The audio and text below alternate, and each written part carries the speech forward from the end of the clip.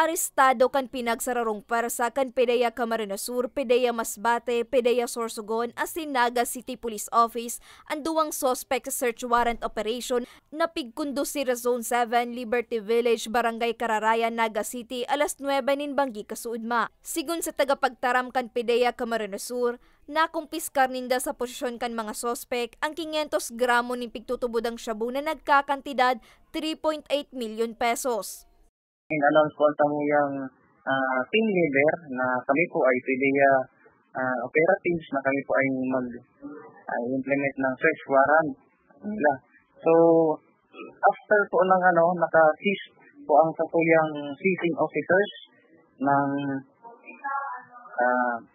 lagpas 500 grams po ng pigtutubudan po na shabu.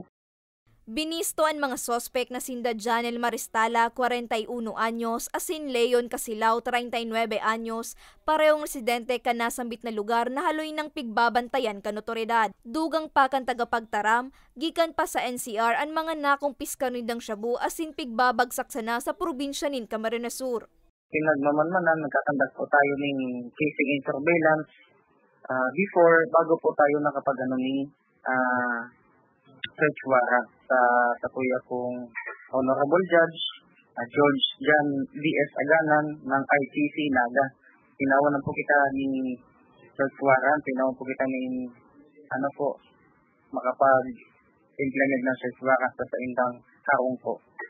Mientras tanto, alas 5:15 nin aga kan parehong aldaw, naarestar man ang duwa pang sospek na sinda Rainier Dayaday, 37 anyos, asin Susan Alegre, 59 anyos, parehong residente kan Purok 2, Malaking Pulo, Tanuan, Batangas, huli kan pagkakaimbwelto man sa iligal na droga. Nakumpiskar sa mga sospek ang 115 gramo ni pigtutubudang shabu na nagkakantidad 714,000 pesos. Sabi din po dyan ng mga drug pusher, drug user na day pa po nagpupundo.